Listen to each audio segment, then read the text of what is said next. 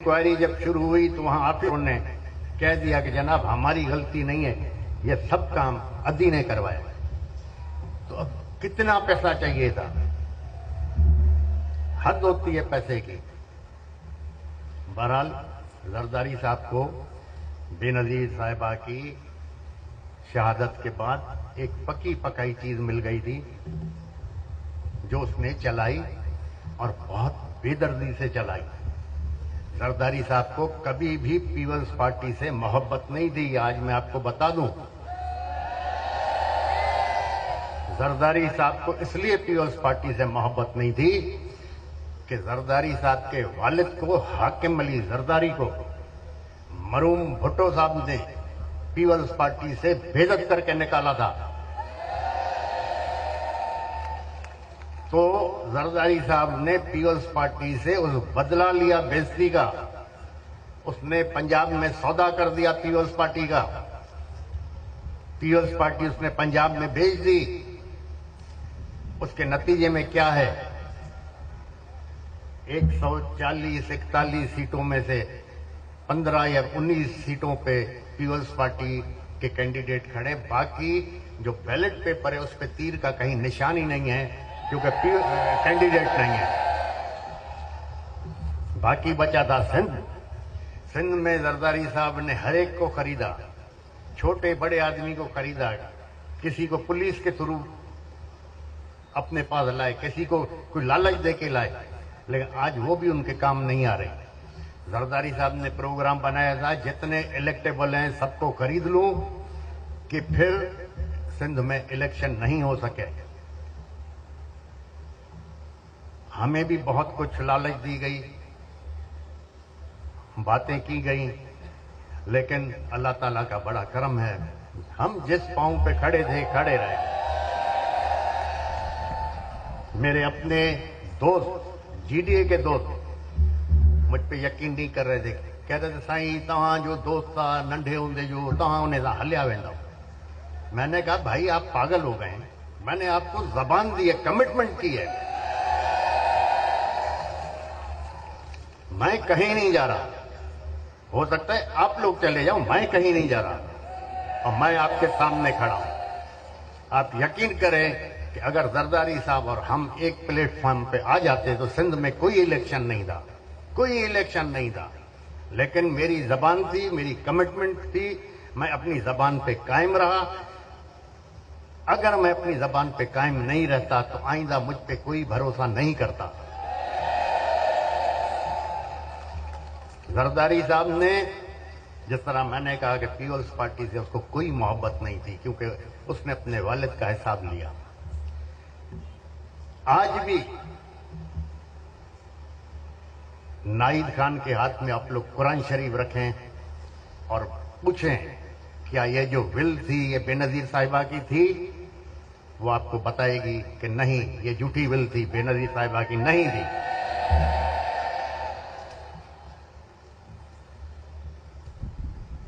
मैंने प्रेसिडेंट साहब मुशर्रफ साहब से दुबई में मेरी मुलाकात रहती है। मैंने उनसे पूछा, मैंने कहा साईं ये बेनजीर वाला किस्सा आप पे आता है क्या, आखिर है क्या? मुझे देख के हंसने लगा।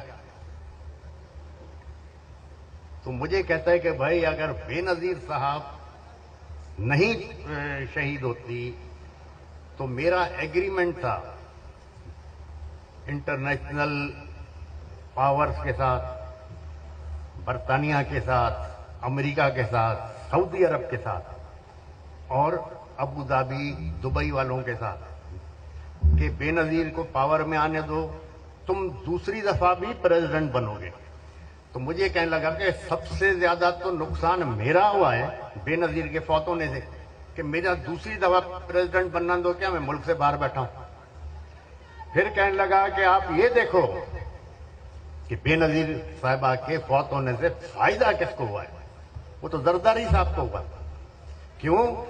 मैं आपको बता रहा हूं किस लिए हुआ है कि जब बेनजीर साहिबा पाकिस्तान आ रही थी तो बेनजीर साहब की प्रेस कॉन्फ्रेंस कि मैं पाकिस्तान जा रही हूं, किसी साहब ने पूछा जरदारी साहब भी जाएंगे, तो उसने बड़े नाराज होकर कहा कि जरदारी का पाकिस्तान में कोई काम नहीं है اس کا سیاست سے کوئی واسطہ نہیں ہے. اس کو میں نے امریکہ سے بلوایا ہے, وہ بچے سنبھالے گا.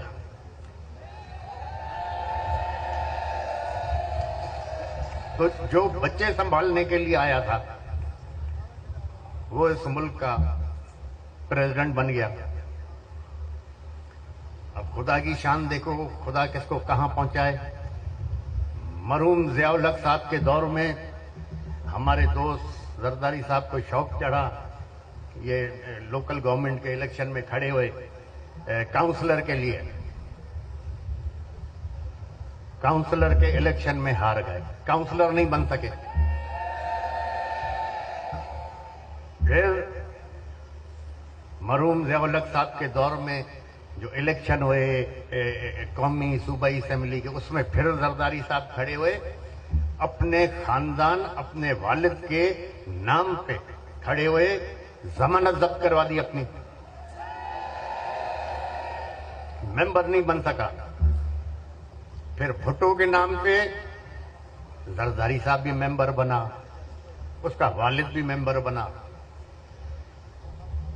اب بھی بھٹو کے نام پہ چل رہے ہیں. اور پھر یہ بھی خدا کی شان دیکھو, جس کے نام پہ چل رہے ہیں, بھٹو خاندان کا ایک فرد کو بھی پیپلز پارٹی کی پورے سندھ میں ٹکٹ نہیں ہے. بھٹو خاندان کے اگر ٹکٹ ملی ہے پیپلز پارٹی کی تو حاکم علی زرداری کے خاندان کو ملی ہے, بھٹو خاندان کو نہیں ملی ہے. جہاں جاتے ہیں یہ حکمران یہ کہتے ہیں کہ جناب ہم نے امن کیا تھا,